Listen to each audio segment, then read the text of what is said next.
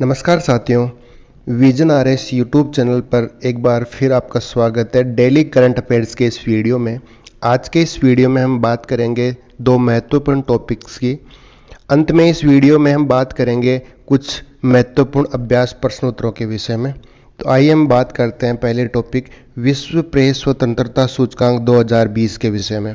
विश्व प्रेस स्वतंत्रता सूचकांक 2020 हाल ही में जारी किया गया सूचकांक में भारत प्रेस आज़ादी के मामले में 2 पायदान नीचे खिसक गया है।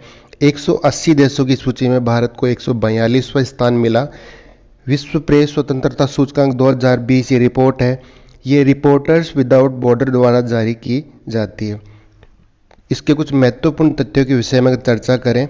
Reporters without border world press freedom index जारी करने वाला एक गैर लाभकारी संगठन है जिसका मुख्यालय फ्रांस की राजधानी पेरिस में है। दुनिया भर में पत्रकारों पर किए जाने वाले हमलों पर नज़र रखता है। सूची में नॉर्वे शीर्ष स्थान पर है तथा फिनलैंड व डेनमार्क क्रम से दूसरे व तीसरे स्थान पर है। नॉर्वे, स्वीडन और फिनलैंड यूरोपियन कंट्रीज हैं। इन्हें जोग्राफिकल नेम स्कैंडिनेवियन कंट्रीज के नाम से भी जाना जाता है। इस सूचकांक के अनुसार भारत के पड़ोसी देशों की स्थिति की बात हम करें तो चीन को 177वीं और उत्तरी कोरिया को अंतिम अर्थात 180वीं रैंक हासिल हुई है। सूची में पाकिस्तान 3 पायदान नीचे खिसक के 145वें स्थान पे है तथा बांग्लादेश 1 पायदान नीचे खिसक के 151वें स्थान पे। वर्ल्ड प्रेस फ्रीडम इंडेक्स 2020 की मुख्य बातें। रिपोर्ट के अनुसार वैश्विक स्तर पर मीडिया की स्वतंत्रता में 0.9% की वृद्धि दर्ज की गई है। ये इम्पोर्टेंट फैक्ट है अगर कंपैरिजन किया जाए 2019 के फ्रीडम इंडेक्स से 2020 के बारे में, तो मीडिया की स्वतंत्रता में 0.9% की इस बार वृद्धि की गई है। हमने विभिन्न देशों के विषय में तुलनात्मक अध्ययन किया। अब बात करते हैं भौगोलिक क्षेत्र के विषय में। भौगोलिक क्षेत्र की रैंकिंग के अनुसार यूरोप का मीडिया है वो स्वतंत्रता के हिसाब से अभी भी पसंदीदा बना हुआ है। क्षेत्रीय आधार पर दूसरा स्थान अमेरिका का है जिसमें उत्तरी, मध्य व दक्षिण अमेरिका शामिल है। क्षेत्रीय आधार पर तीसरा स्थान अफ्रीका का है। एशिया प्रशांत क्षेत्र में प्रेस की स्वतंत्रता के उल्लंघन के मामलों में 1.7% की वृद्धि दर्ज की गई है। सूची में मिडिल ईस्ट और उत्तरी अफ्रीकी पत्रकारों के लिए अभी भी सबसे असुरक्षित स्थान बने हुए हैं। सो फ्रेंड्स, अब चर्चा करते हैं विश्व प्रेस फ्रीडम इंडेक्स 2020 से संबंधित एक महत्वपूर्ण अभ्यास प्रश्न के विषय में। तो वर्ल्ड प्रेस फ्रीडम इंडेक्स 2020 के संदर्भ में निम्नलिखित कथनों पर विचार कीजिए। कथन 1, इंडेक्स के अनुसार वैश्विक स्तर पर मीडिया की स्वतंत्रता में कमी हुई है। कथन 2, भारत को इंडेक्स में 138वां स्थान मिला है। उपयुक्त में से कौन सा कथन सत्य है? तो इसका राइट आंसर है डी, इनमें से कोई नहीं, क्योंकि इंडेक्स के अनुसार वैश्विक स्तर पर मीडिया की स्वतंत्रता में 0.9% की वृद्धि दर्ज की गई है तथा इस इंडेक्स में भारत को 2 स्थान नीचे खिसकने के बाद भारत का जो स्थान है वो है 142वां। चर्चा करते हैं आज के दूसरे महत्वपूर्ण टॉपिक के विषय में। टॉपिक है केंद्रीय सतर्कता आयोग। हाल ही में भारत के राष्ट्रपति ने श्री संजय कोठारी को केंद्रीय सतर्कता आयुक्त नियुक्त किया, इसलिए इस आयोग के बारे में जानकारी रखना आवश्यक है। इस आयोग का गठन 11 फरवरी 1964 को हुआ। के संतानम समिति की अनुशंसा पर इस आयोग का गठन किया गया।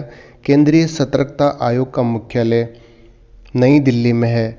संजय कोठारी ने नए सतर्कता आयुक्त का पदभार ग्रहण किया है।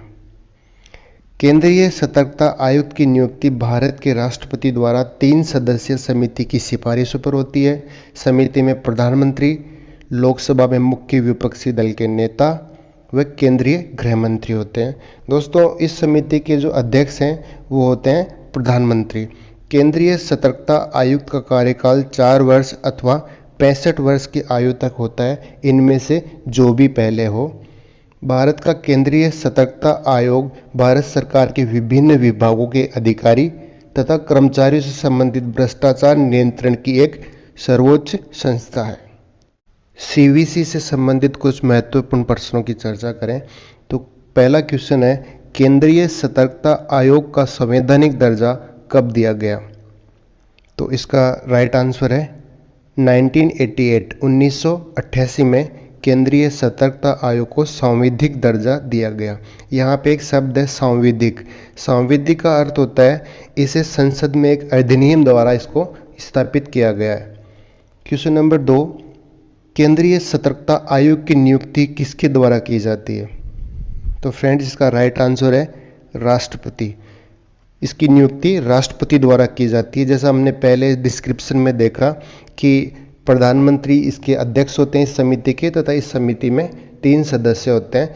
उनकी सिफारिशों के आधार पर राष्ट्रपति केंद्रीय सतर्कता आयुक्त की नियुक्ति करते हैं। अगले क्वेश्चन की तरफ चलें। केंद्रीय सतर्कता आयोग का गठन किस समिति की अनुशंसा पर हुआ? ये बहुत महत्वपूर्ण क्वेश्चन है। तो इसका राइट आंसर है के संतानम समिति।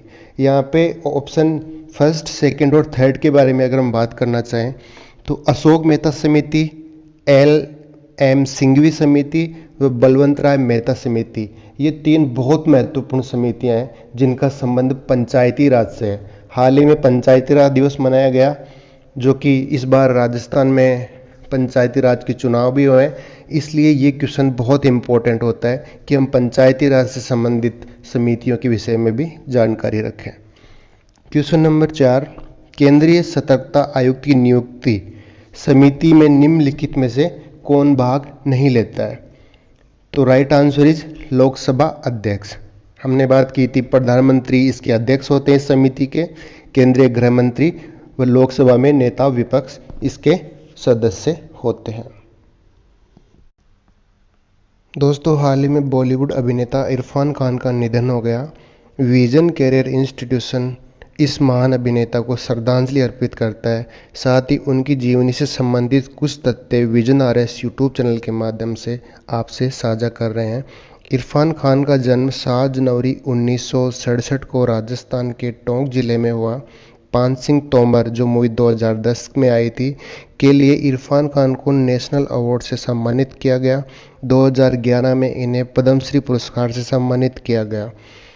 2 ऑस्कर अवार्ड विनिंग मूवीज़ हैं, स्लम डॉग मिलियनियर जो 2008 में आई थी और लाइफ ऑफ पाई जो 2012 में आई थी। ये 2 ऑस्कर अवार्ड सम्मानित मूवी में किरदार निभा चुके हैं इरफान खान। इनको जो बीमारी थी, जिस बीमारी की वजह से इनका निधन हो गया, उस बीमारी का नाम है न्यूरो एंडोक्राइन ट्यूमर। इस बीमारी में तंत्रिकाओं को हार्मोन ग्रंथियाँ हैं, उनमें ट्यूमर विकसित हो जाते हैं जो धीरे धीरे पूरे शरीर में फैल जाते हैं। इस वजह से इनकी हाल ही में मृत्यु हो गई। Thanks for watching friends. आपको विजन आरएस यूट्यूब चैनल के माध्यम से इसी तरह से वीडियोस जो कॉम्पिटिटिव एग्ज़ाम्स हैं, प्रतियोगी परीक्षाएं आपके लिए इम्पोर्टेंट या फिर आपकी सिलेबस के अकॉर्डिंग जो वीडियोस हैं, इस यूट्यूब चैनल पे आपको मिलते रहेंगे। So please subscribe this YouTube channel. Thank you.